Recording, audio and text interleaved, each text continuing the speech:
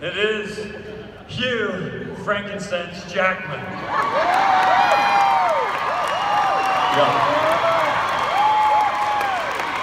I'm going to adopt that as my rapper name. You can call me Frankie. Call me Frankie. So that was your first question. Who is it going to be? Your second question, and now many of you are very upset with me as you showed as I walked out. Why is Jowers with Jackman? Why is it not me? You think it should be you, I can tell. Well, we're not all that different. You can see this. We all got our side hustle.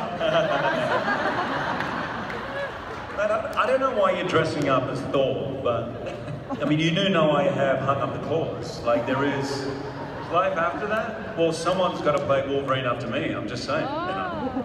Ryan Reynolds begs to differ. Yeah, Ryan. I wouldn't be surprised if Ryan is here. He's literally stalking me. It's embarrassing. Is it just me? Or does Kirk look a little Liam Neeson? No, what do you think? A little bit of Liam Neeson. I have a special set of skills. You do? Yeah. Can you do that like the phone call? I will get you. What is it? I don't know what that. Remember in Taken? Liam Neeson. Come on, give it to me. I will find you. I will find you. I have a special set of skills. Is that right? Is that right? I hope so. What do you think? Can you take over? Taken 4? I want to try another. Oh, let me try another line with you now that you're letting me get into the acting business. Okay. All right. Logan. I gotta get more serious. Logan. When they come out, does it hurt?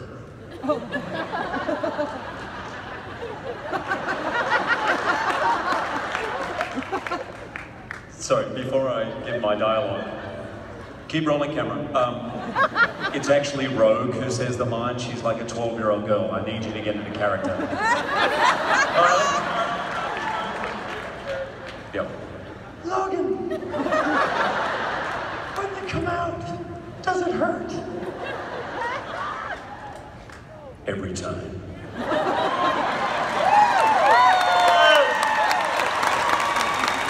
My work is done. Sorry, Anna Paquin. All right, well, welcome to the doTERRA convention. 34,000 of your biggest fans. Thank you. Thank you, guys. Hey. It's great to be here. Honestly, it is great to be here. My wife is a massive doTERRA. I'm not just saying that, by the way. Massive doTERRA fan. So, I'm sure under your chairs or desks, wherever you're sitting, there was some kind of bag, goodie bag sampling. I had about 12 ninjas go around and steal every one. So I'm sorry about that. But if you ever feel like upping your sales anywhere, literally just call my wife. That's all you need to do. One of my favorite, last night I went to the best concert of my life. I've been to about 100. U2, The Who, Rolling Stones, Killers, One Republic, you name it. The best one I've ever been to was with like 5 people last night when he sang these songs and played around a little bit. But my favorite part was probably after Emily and I had a chance to talk together. He looked genuinely panicked for just a second. You haven't seen this, except maybe in The Prestige. This look, and he looked at his colleague, his assistant, and he said, "Where's my breathe? I need my breathe tonight." Gotta have the breathe. I was using it this morning. Oh yeah. You gotta have a little eucalyptus every single day. Any Aussie will tell you that. That breathe, that is magic stuff. But actually, seriously, where is my breathe? Like now. Where is that? Breathe. Breathe with the breathe. So, my kids and I, Kristen, my 5 kids, we've seen all your movies. My favorite big movie is The Prestige. Hers is Les Mis. She loved that song. A lot of my kids and Emily love The Greatest Showman. Great Cook, another one of our own. Seems like that's winning. Loves Von Helsing, which is up in my top 5 for sure. But you guys are dating yourself if you whoop that one. It's going back. I just saw it recently. I'd never seen it before. Yeah. No, a lot of hair. A lot of hair in that movie. Was your hair real in that? No. I gotta tell you, it was extensions I just really feel for all the women in the audience who go through with extensions. It's just a lot of work. And when you wake up the next morning early for work, and your wife, as you're saying goodbye, looks at your pillow and there's an extension falling out, it's not sexy. It doesn't work. It's really hard work. But my all-time favorite Hugh Jackman movie, many of you may not have seen, 2009 documentary, Deucalie's Dream. Thank you. It is obviously his very personal story, but it's really, if you see it, it's really all of our very personal story. You met a man by the name of Deucalie in Ethiopia. It changed your life, and now it's changing thousands of small farmers' lives. Can you tell me a little bit about that? I mean, the synchronicity with doTERRA and your co-impact program is incredible. We started about the same time, Laughing Man Coffee, as you guys did. You guys just grew a lot faster than us, but don't worry, we're going to get there. But I went to Ethiopia with World Vision, and we were making a documentary. That's what we went to track fair trade coffee and what a difference, what the journey is to the cup, but what a difference that makes, that choice makes for a consumer on the farmers and the communities who support the farmers. By the way, can I share that phrase, farmers first, that I heard Corey talking about? Farmers first, that is a great, great phrase. Do you mind if I share that one for my... You get part of that trademark. Thank you. So, Deucalie has 5 children. He had a 6th on the way, now has 6. And he was climbing out of the cycle of poverty that his family had been in for generations and generations. And I said to him, as I worked with him one day in the field, I will help you. I'm not sure how. I want to get your story out. I want to tell people what a difference this is. And I was committed to the idea of a hand up and not a hand out. That's one thing I really learned when I was there. And of course there are times when we have to, give a hand out in moments of crisis, but for real long-standing change, it has to be a hand up. So I came back, and soon after, I had this idea, after reading the book from Paul Newman about, it's called Shameless Exploitation in the Pursuit of Common Good, and it's the story of Newman's Own. And we started this coffee company, and we directly started buying coffee from Deucalie. We gave him, like you do with your growers, a way better price than he would get in the market. And we developed those relationships and started investing in the community. I'm very proud to say, just last year, first of all, let me give a little update on Deucalie. He's a leader in his village. He has now tripled his farm size. He also has a cafe, so there's not a great growing season. He has another form of income. He has 6 very, very healthy children. And we stay in contact via letter. His wife sent us a video just recently, and we put 100 kids through college. We fixed 40 homes, and we're helping out the communities, the schools, and everything. So thanks. But it's exactly what you guys are doing. And many of you have seen it in the field when you go and you work with the farmers and you see the impact that the direct trade has, the fairly traded ideal has, and how you change people's lives. You see tears streaming down their face, and it's just so exciting. And I firmly believe, my father taught me, he was an accountant his whole life for Pricewaterhouse. He said, when business is good, it is good for everyone. So if it's not good for everyone, that is not a good business. And so I think that's what you're doing at doTERRA, I believe, and what we're doing at Laughing Man. I want to jump quickly to your father. I read one interview with you where you said he is your rock. So 2-part question. One, what is, and maybe you just told me actually, what is the one lesson you learned from him? But beyond the business lesson, what's the one lesson you learned from him? And then 2, what is the one lesson, you have 2 children, Oscar and Ava, they're getting closer and closer to independence. How would you like them to answer that question? They think they're independent, by the way. My 13-year-old girl's like, I'm independent. Like, thanks for asking me that question. My father is an amazing man. My parents split up when I was younger, so my father brought up 5 of us. He worked, never missed a day of work in his life. I never once heard him say a bad word about anybody else. I'll tell you a little side story. Whenever I think of my dad, he was always so supportive of me, being an actor.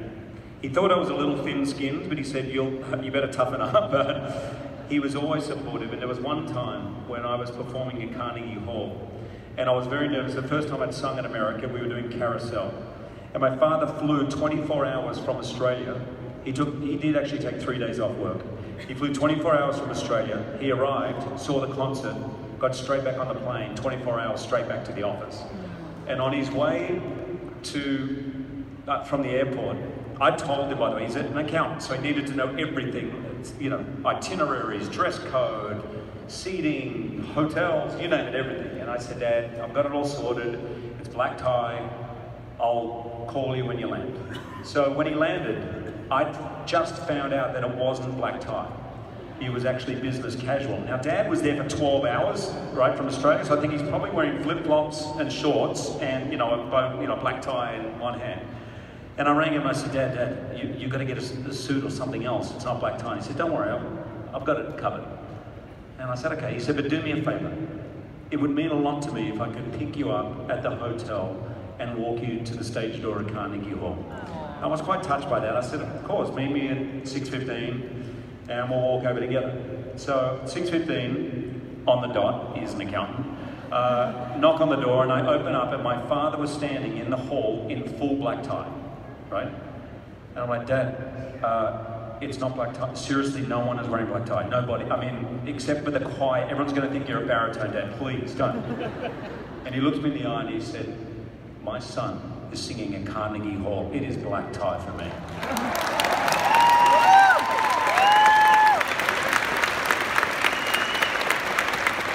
Just when I say a rock, ethical, truthful, positive. We were brought up in the church. He always taught us there is always something bigger than us. Make sure you've got your priorities in line. Every time I ever saw him, how's your faith? That's what he would always ask me. And always be appreciative to the people around you. Everybody needs to feel appreciated. It doesn't matter who you are. And always get educated. He believed in education so much. He spent all his money. I actually thought we were poor, even though he was a senior partner at Pricewaterhouse, because all the money went on education and everything else was hand-me-downs, right? But he just gave me such a foundation for life. I mean, when we got our pocket money, Kirk, sorry, I'm not giving you a word in here, am I? I love it. When we got our pocket money, I remember being 5 and I was given 10 cents. And he sat down with me and he broke it down on a piece of paper. 10 cents total, 1 cent to the church, 2 cents candy, like whatever it was, I can't remember. But he always said, make sure you're giving back. Always be giving back. And I think it's a natural part of life. All my siblings do it. I show that to my children. My wife's mother, the same thing. She started the bone marrow donor registry in Australia. It was nothing, but got up to 100,000 people. Yeah. And I think we learn it, so I make it very clear to my kids, and I think you all here is such an amazing opportunity because in your work, your families, your friends, and your children, the community around you are seeing you not just having a job, but having a vocation that actually gives back to people on other sides of the planet. And that is an amazing legacy to have, I think. You're preaching to the choir. I joined doTERRA about 3.5 years ago, and I was so blown away by these people. I think everyone would say, well, yeah, once you've been Wolverine, we know in the box office, we've read what you made in that last movie. Of course, you can be charitable now, and we'll get back to that, but these guys, before they know they've made it in doTERRA, they're struggling, they're putting in 18-hour days, and I'm watching, hearing things back that they're funding orphanages in Kenya, they're in Haiti doing things. We had an award winner today who did incredible work in Haiti. But tell me about that. Obviously, your father was a huge influence, but I know from what I've read and seen that your wife in particular is very charitably minded, and before you had made it, when you didn't know if you were going to have anything, you were doing this. What has that done to your entire family, and how is that, and what can you tell people who have not made it yet, why they should do it that way?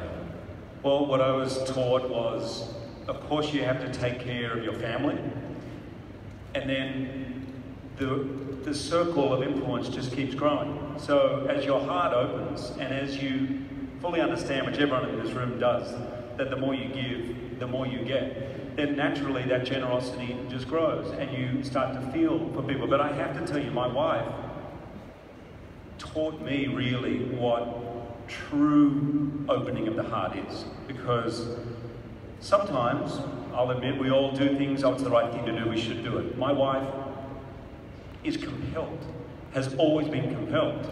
And as she would say to me, always, giving is not about money.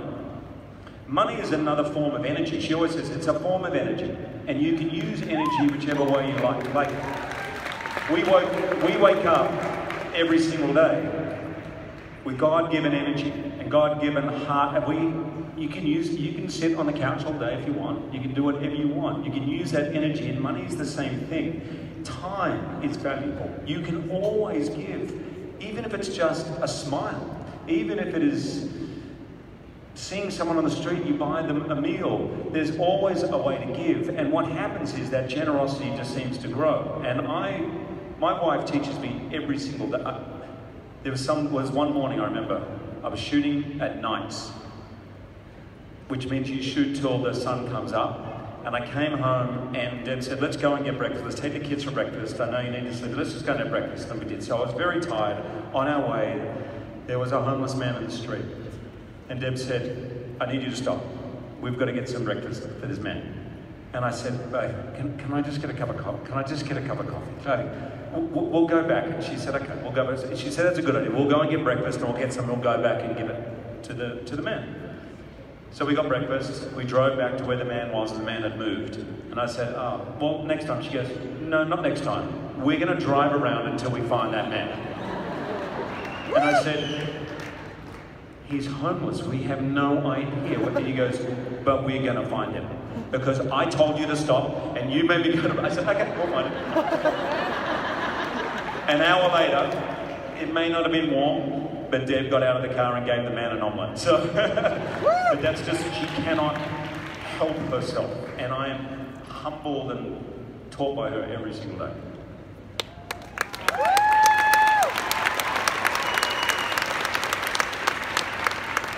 You mentioned at the start of talking about your dad that he said you may have been a little thin-skinned. I heard once when you talked about when you decided you wanted to become an actor, get into the performing arts, you were bullied a little bit. You've done your research, guys. Wow. Yeah. Some of these guys, they jump in and they were supposed to be a doctor, an accountant, or whatever, and they've taken this new career thing. So they know a little bit of resistance at the start of a career. Yeah. Tell me about that journey. I was 11. A teacher came up to me and said, you have talent as a dancer. There's no dance at this school. So you should go and get dancing lessons. And I love dancing. So I was like, great. I went home and I said to my dad, I'd like to get dancing lessons. And my brother overheard. And I'm going to say he said the word sissy, but it wasn't the word sissy. And I was 11. I was like, what do you mean? He goes, well, only sissies are dancers, right? And so I didn't dance. I just said, oh, I'm not a sissy, I'm not going to dance. So, you know, my dad's raising his five. He just dropped the ball. Cut to 18, when I was 18, 7 years later, Dad took that same brother and myself to see 42nd Street. And at interval, my brother came up to me and said, I said something so stupid to you many years ago. You belong up on that stage, and I'm really sorry for what I said. And it wasn't like I was thinking all those 7 years. I just had forgotten about it. Unlike Billy Elliot, I'm the un-Billy Elliot story, right? I just dropped it. So I went the very next day and got a dancing lesson. I never stopped taking dancing lessons. I actually, to this day, dance an hour, hour and a half every day, and I love it. It's a passion. I don't care what anybody says. Right? And by the way, no dancer is a sissy, I'm telling you. The pain those dancers go through is brutal, not one of them. But, you know, I really admire my brother coming up and saying that to me, and I think it's a different generation now. I think the young generation, and I'm really proud to be part of movies like The Greatest Showman and that song, This Is Me, which is just saying be proud of who you are. What makes you different makes you special. And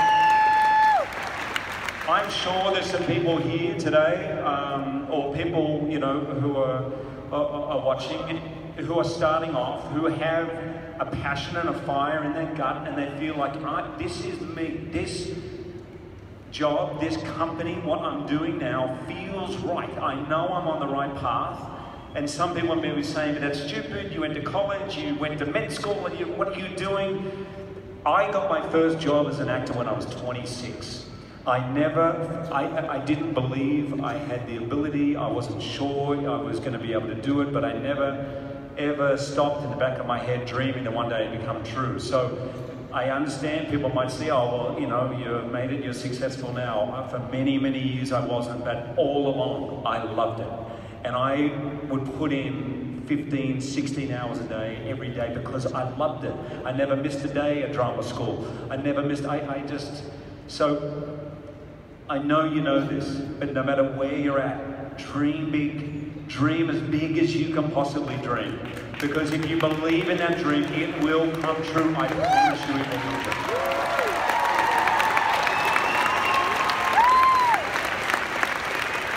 You told Emily and me last night that the way you dream has evolved, and even the way you prepare for your dreaming has evolved. And you mentioned a little bit about Deb's influence on your believing in your dreams. Can you kind of go through that?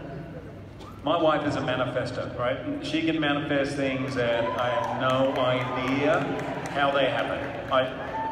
And by the way, everything that's happened in my career, everything, she said to me before we were even dating. She looked at me and said, I'm telling you what's going to happen. And I thought she was, wow, she's really fallen for me because she's off a rocket. Like, that's great.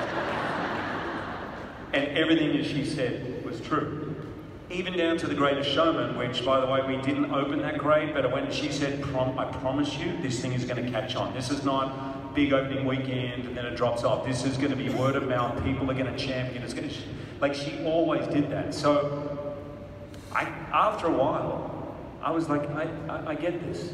Whatever it is you want in your life, it could be business success, it could be a better relationship with your brother or your children, it could be how you feel in yourself, it could be I want to feel a different way when I wake up in the morning, or I just want to be at peace with myself. Whatever goal you have, it's easy to say dream big, but there's work to dreaming. And what I do now, and this is totally from Deb, who is always right. Except once. Deb's not here, is she? Don't anyone share this, that I shared this. I will deny any knowledge that I shared this with you. She was wrong once. She told me not to audition for Wolverine. That's all I'm saying. She said, you're at the Royal National Theatre with Sir Trevor Nunn doing Oklahoma. What is this? You've got claws coming out of your hands. It's ridiculous. Stop it. She'd never heard of it. I go to bed at night. I don't read or turn on the TV. I lay there and I find it the most powerful time to dream, which is before you just go off to sleep, when you're very relaxed, your breathing is calm. Imagine whatever it is you want to imagine, the power of your imagination. If you believe it inside, it will materialize outside. So I don't just run a film in my head. I imagine the smell, I imagine what that person's saying, I imagine the sounds, was there grass? The more detail I can put into it, the better. And usually I drop off to sleep. And right now, usually I'm dreaming mainly about my kids, right, who are 18 and 13. And sometimes the evidence is pretty slim, first thing in the morning, that my dream worked. yeah, what, Dad? is usually what the first thing in the morning is. But try it. I find that really works. If you get 5 minutes, 3 o'clock in the afternoon, sit down, take 3 or 4 really deep breaths, and just put a little work into dreaming. And I can tell you, all the sports people do it. That's how they do it. They imagine, not, I hope I win. They've already won. And then it's just a matter of it happening. Hey, you don't have to believe in it either. Just try it. It works. You told me that you got something next to your bed that kind of helps with this process. This is true. There is a doTERRA vaporizer next to my bed.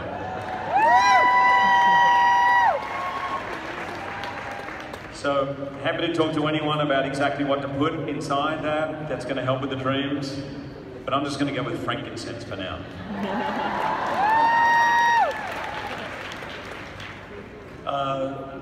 Seriously, they are all over my house. Truly. Some of you know, my background is politics. I took a very indirect route into essential oils and this business. Most fulfilling thing I've ever done, by the way. But I still have that part of me, and Hugh Jackman is in a movie that opens on election day that has got all the buzz, Oscar buzz for leading actor, incredible reviews. It's called The Front Runner.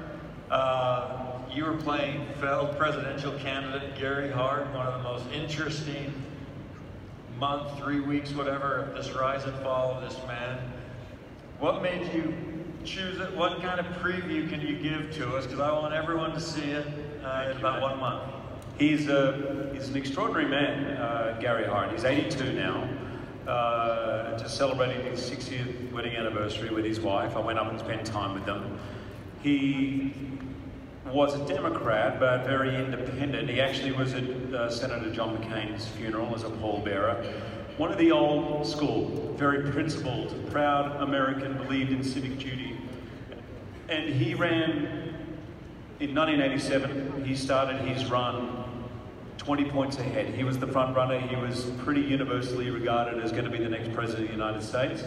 And 3 weeks later, he left politics forever. And it was, if you study political science, probably it's not something you're going to major on. It was just 3 weeks of politics. I was Australian. I didn't really know much about it, to be honest. But I think no matter where you're from in the world, and there's people from all around the world here today, there's a sense, I feel, and I feel it, how did we get to where we are today? Like, things feel so different, so divisive, and that's not just here, that is all around the world.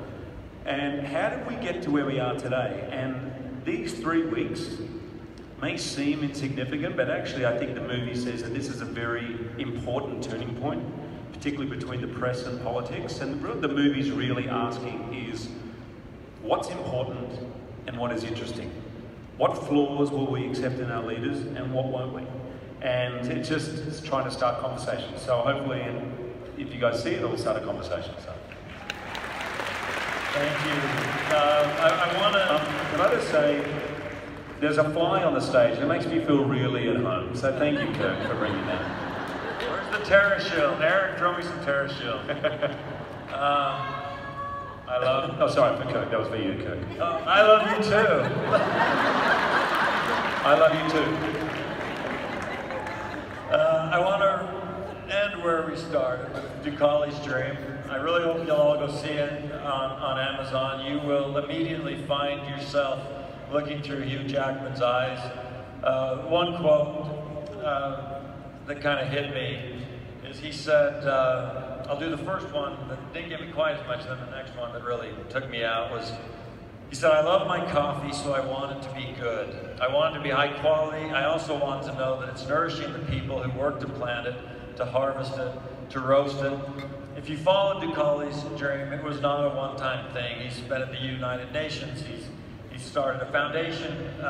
He gave you the update on Ducali and the other four countries where he's growing coffee. I don't mean to like which one's bigger, but any idea how many countries we're sourcing our oils from? You know I know the answer, and it's 46, right? 46. But hey, I can't say. one cup of coffee at a time, one drop of oil at a time, we're going to change the planet, right? I can't sing, I can't dance. I don't look the same as him. He had a skin-tight black t-shirt on last night. Had to be something, right?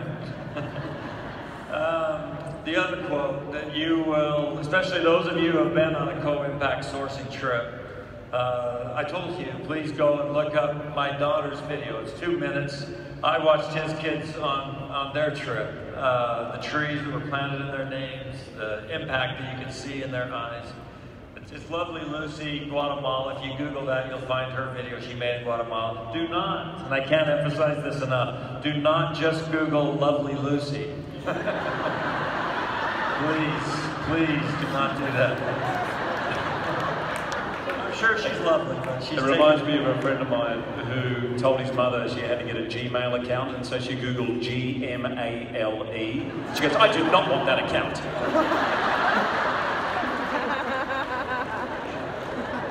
But there's a moment in the movie when you capture what we felt.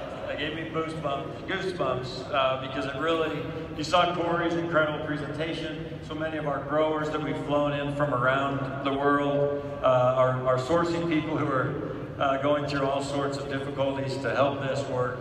And it's powerful, but it's not as powerful as this sentence. And you said, it's not just an intellectual exercise of economics, it's about a guy with a wife and 5 children. Yeah, these are real human stories. And thank you. I've loved watching, I've been backstage watching what has been happening.